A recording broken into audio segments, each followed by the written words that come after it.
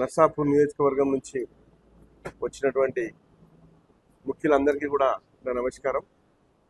మీకు అందరికీ తెలుసు, పోయిన సంవత్సరం మనం జూన్ మాసంలో అనుకుంటా మనం రాజన్న ఫౌండేషన్ ఆధ్వర్యంలో మెగా జాబ్ మేళా నిర్వహించడం జరిగింది. దాదాపు 60 కంపెనీలు మరి ఆ మెగా జాబ్ మేళకు రావడం, మన నియోజకవర్గం వ్యాప్తంగా ఉన్నటువంటి చాలామంది నిరుద్యోగ యువతులు అందరూ కూడా దాంట్లో పెద్ద ఎత్తున పాల్గొనడం మీరు అందరు చూసిరు. హెచ్ఆర్కో అనే సంస్థతో ఒప్పందం చేసుకున్నామో ఆ సంస్థ మన రాజన్న ఫౌండేషన్ మరి మన రాజన్న ఎంప్లాయ్మెంట్ సెల్ కింద మరి గ్రామంలో ఉన్నటువంటి నిరుద్యోగ యువకుల దగ్గరికి వెళ్ళి రాజన్న ఎంప్లాయ్మెంట్ సెల్ అనే ఒక పేజీని ఏర్పాటు చేసినాము ఆన్లైన్లో.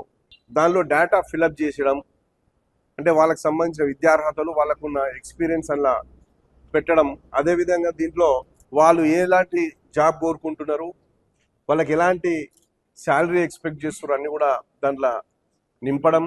అదేవిధంగా మన సంస్థ ద్వారా ఫిజికల్గా ప్రతిరోజు మన తరఫున ఎంప్లాయీస్ గ్రామాలకు వెళ్ళి ఈ అప్లికేషన్ ఫామ్స్ను ఫిజికల్గా ఫిల్ చేసుకొని రావడం, వాళ్ళకి సంబంధించిన డాక్యుమెంట్స్ తీసుకోవడం, సర్టిఫికేట్స్ తీసుకోవడం, జిరాక్స్, వాళ్ళ ఎక్స్పీరియన్స్ అన్ని తీసుకొని వీళ్ళందరికీ కూడా వాళ్ళకి నిర్దేశిత ప్రాంతంలో నెల ఇంటర్వ్యూలు చేపించి వాళ్ళందరికీ కూడా ఉద్యోగాల కల్పన.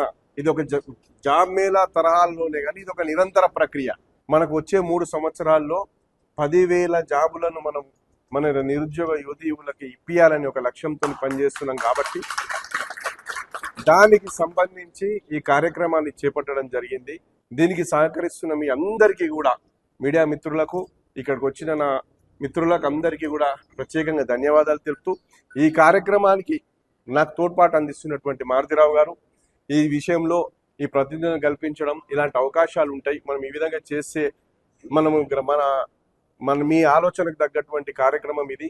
మీరు ఏదైతే ఒక ఆలోచనతో ఉన్నారో నియోజకవర్గం మీద, యువకులకు మరి చదువుకున్న వాళ్ళకు ఉద్యోగాలు కల్పించాలనే ఆలోచనతో ఉన్నారు కదా, దీని ద్వారా ఎక్కువ మందికి మనం ఉద్యోగాలు కల్పించే అవకాశం ఉంది అనే ఆలోచన కలిగించిన మారుతిరావు గారికి, అదేవిధంగా కార్తిక్ గారు, మీ అందరికీ తెలుసు, ఒక 1-2 నెలల కింద ఈ కంపెనీతోని మనం ఒప్పందం చేసుకున్న విషయం కూడా మీడియా మిత్రులకు తెలియజేయడం జరిగింది. అదేవిధంగా ఇక్కడ ఉన్న అందరికీ తెలుసు.